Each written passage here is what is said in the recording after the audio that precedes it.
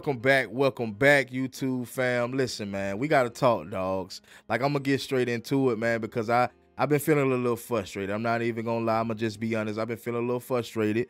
You know, a lot of things is coming across my timeline about this game coming up Saturday versus Ole Miss. I was about to call them something else, but anyway, and it's just a lot of overreactions. I don't know why it's so many overreactions. I kind of do know why, because of Carson's game these past couple of weeks. I get it, you know what I'm saying? But it's, to me, some of this stuff is just overreacting, and some of this stuff is not factuals. It's not, even ESPN is predicting us to lose, which is crazy. You know, I don't get it. You know what I mean? I don't see why these guys count us out so much. Like, it seemed like every year they seem to count us out. Soon as the quarterbacks, you know, it's not as good as the previous years, or the defense is not as good as the previous years, they always try to count us out in some kind of way. And the last person I thought would try to count us out, or would seem to be counting us out, is this guy right here. I'm gonna pull him up. This guy right here, David Pollock. Like, this guy right here, he was a dog. He was, you know what I mean? He was a linebacker for the Georgia Bulldogs. He always talked highly and talked good about it. He even told Nick Saban on live TV that the Georgia Bulldog was the best team in the country, right in front of his face. So I thought this guy was just a ride or die for life. But it just seemed like, I understand that he likes to be honest, and that's probably one of the reasons why he got fired off of ESPN Game Day. But my thing is, I get the you want to be honest and you don't want to be biased, because I'm a channel that don't want to be biased, even if it is my dogs. But my thing is, you're overreacting when you start talking as if Georgia may lose to Ole Miss. Now, in any given Saturday, any team can lose. I get it, but we talking about Ole Miss. We're talking about a team that played nobody this season. I'm gonna just be honest with you guys. They have played nobody this season. You know what I'm saying? If you go down that list, you can see the list. They've played nobody. Furman, they played Memphis, they played Wake Forest, Georgia Southern, Kentucky, South Carolina, LSU, Oklahoma, Arkansas. Like, that one little win over Arkansas is nothing. If you look at their schedule, every conference game, they barely scored 30 points. The only conference game they scored 30 points was against Arkansas. Well, scored over 30 points is against Arkansas. Like, come on, man. You barely beat, you lost to Kentucky. You know, you lost to Kentucky. The only reason you beat South Carolina was because of their quarterback was down. They had to put in the guy Ashford from Auburn, which he's not a good quarterback at all. But if that guy Sellers was in that South Carolina game, with that defense that South Carolina got, added with the starting quarterback, Ole Miss would have lost that game. Now I'm gonna be honest with you. South Carolina should have put up more than 3 points. But once again, their quarterback, I think he went down in that game. I could be wrong, but if I'm not mistaken, their quarterback did go down in that particular game. Then you got LSU. They lost to LSU 29-26. Then you got Oklahoma. Oklahoma this year is terrible. They wishing they can leave the SEC at this point. They wishing they never came to the SEC at this point. They just barely won over Oklahoma. You know what I'm saying? And then this one, like I said, man, it's only because of this 63-31 win. You still let Arkansas score 31 points. An unranked Arkansas, you still let them score 31 points on you. I can't see how they possibly think that they have a chance of beating Georgia. Like, they haven't played a defense close. Outside of South Carolina, they haven't played a defense close to Georgia's defense. You know what I'm saying? Like I said, man, look at the schedule, man. The schedule speaks for itself, so I don't see how they think that Ole Miss can beat Georgia. Now, when you speak of talent, I feel like Georgia is more talented than Ole Miss. I keep wanting to say Ole Smith, Ole Miss. You know what I'm saying? I feel like we're way more talented. I feel like our players are way more bought in to the vision at Georgia than Ole Miss. I just feel like we're a better team. You know, if you want to say that I'm biased, then it is what it is. I try not to be biased, but I still feel like we're a better team than Ole Miss.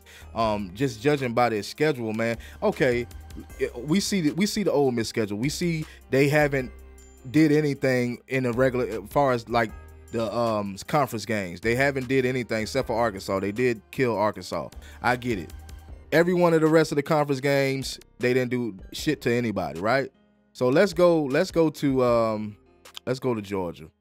Let's go to Georgia. See, this is why I say don't overreact, man.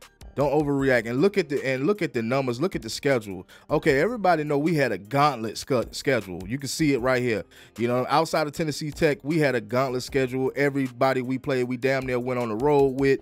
You know what I'm saying? It's a tough schedule for us, especially with the fact that we are missing Ladd McConkey and Brock Bowers. But I don't want to make this whole thing about Ladd McConkey and Brock Bowers because I feel like we have talented players. The only problem was Carson Beck. Let's be real. You know what I'm saying? Okay, look at our schedule, right?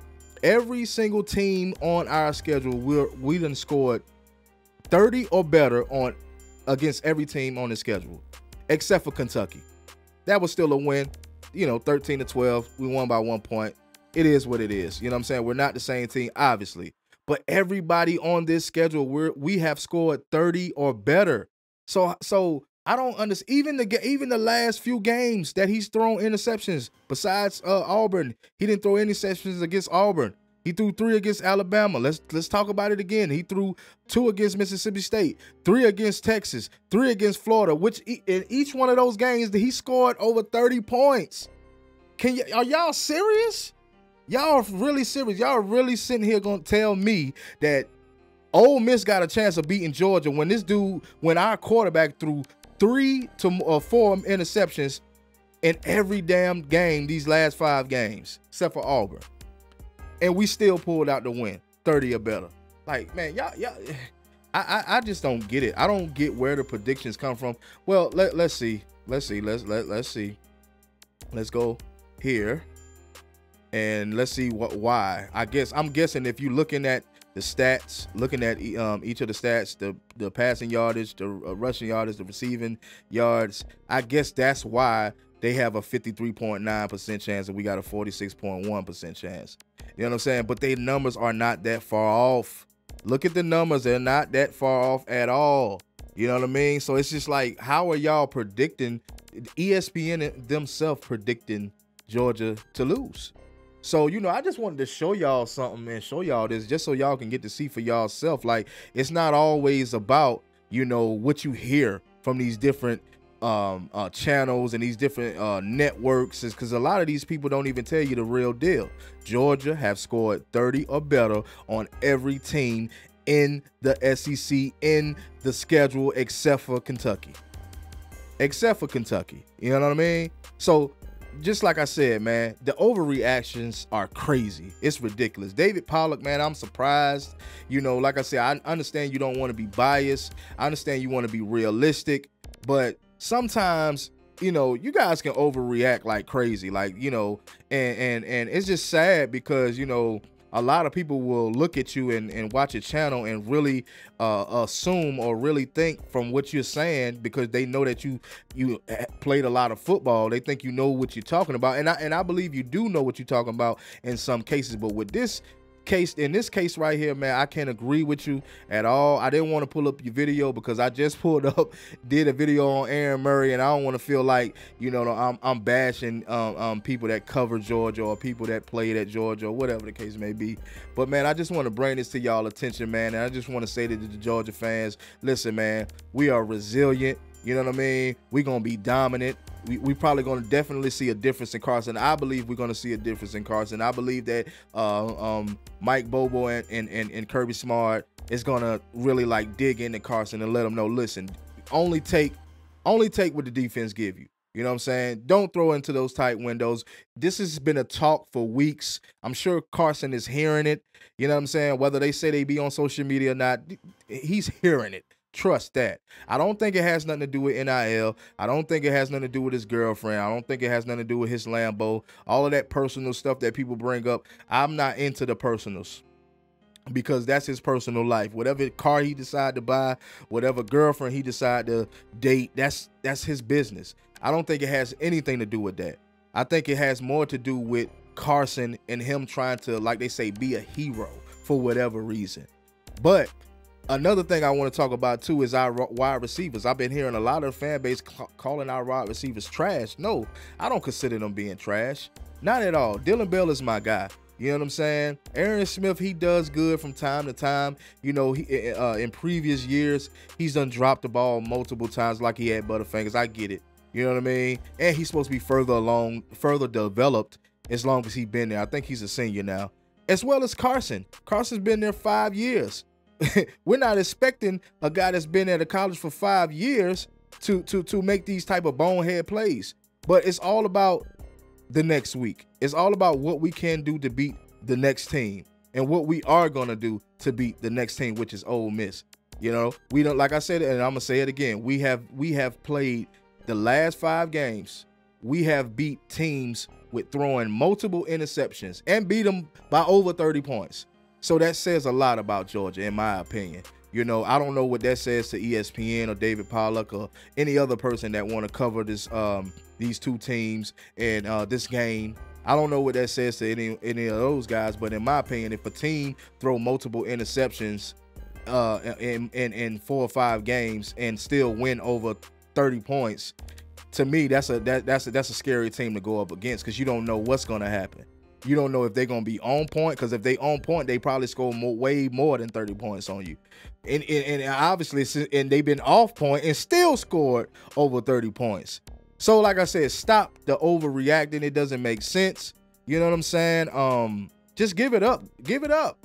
Georgia is a force to be reckoned with. Whether we're on game or off game, we're a force to be reckoned with. And I know a lot of y'all programs are scared out there, so y'all trying to form a narrative and kind of talk down on us, try to kick us while we down. You know what I'm saying? Try to speak it into existence that we're going to lose, but I highly doubt that we're going to lose. I think that they're going to have it all together by Saturday. And let me know down in the comment section what y'all think about this whole uproar about Ole Miss beating Georgia and all of these fans, as well as people that's not fans like ESPN. Let me know down in the comment section what y'all think. Do y'all think that it's an overreaction? Do y'all think that by Saturday, Mike Bobo and Kirby Smart will have it together? Because I do. You know, I honestly think every time they try to doubt us, we come out swinging and we come out with the W. So let me know down in the comment section what y'all think, man. Y'all stay tuned, man. It's the Doghouse.